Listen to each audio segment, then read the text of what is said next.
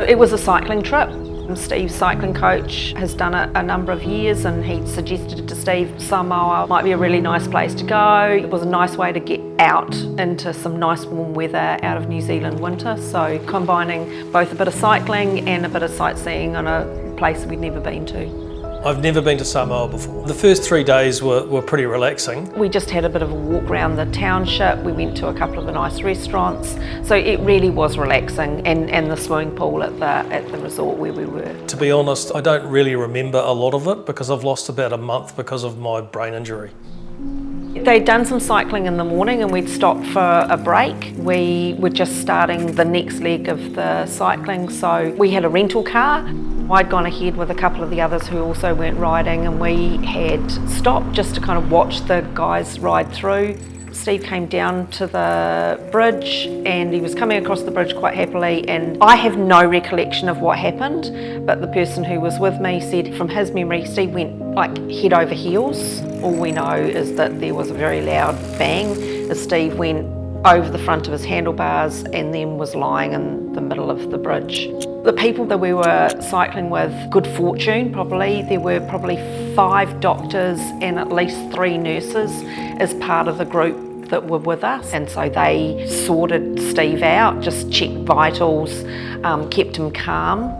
When I arrived at the clinic, they'd moved Steve into one of the rooms and he was actually in the middle of a massive grand seizure, so they were trying to stabilise him. The doctor came out and saw me pretty quickly and said, "Does he suffer from seizures?" And I said, "No, not normally." At this point in time, I really didn't quite know what we were dealing with. The fact that he actually had a bleed on the brain was not evident until we got across to the main hospital and they did a CT scan. It wasn't until 2 days later that we had the second CT, which indicated that he had a spinal injury as well. And I thought, I'm now going to need to get travel insurance involved. I made the telephone call, the phone was answered. It was, welcome to Allianz Travel Insurance, how may I help you?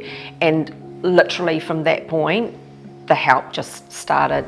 Within half an hour of me making that telephone call and finishing that telephone call, I actually had a registered nurse call me from Allianz as well and ask me a few more questions, and it was really reassuring to know that I had that on call 24/7, and she made regular calls to me over the next 2 or 3 days. I had to be airlifted out of Samoa. We were insured, so we got flown out by the insurance company. Steve had to be transported lying flat because of his back injury. He couldn't sit up more than about 30 degrees. The cost of the air ambulance alone was about 85,000 New Zealand dollars. We got taken straight to Auckland Hospital. It was when we were in Auckland Hospital that he was fitted with a full chest brace because he needed that for stability in his back. In terms of the total coverage for our insurance for covering the part of the trip that we missed out on, accommodation, the damage to Steve's bike and our medical costs while we were in Samoa, my guess is it's somewhere in the vicinity of about 95,000 to 100,000 NZ dollars. Since the accident, I have been in rehabilitation for the last 3 months. I go to something called Cognitive Group and something called Brain Interest Group, and they do things there talking about your traumatic brain injury and how you can recover from the injury, which has been quite interesting. I'm also working with occupational therapists and a physiotherapist over at the gym.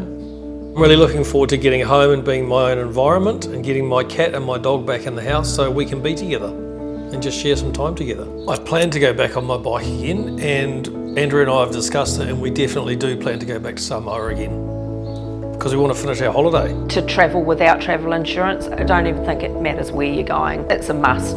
You just absolutely have to take it out. It's not negotiable. We won't ever travel without travel insurance again. I feel like travel insurance has definitely saved my life in this instance. There's no doubt about it.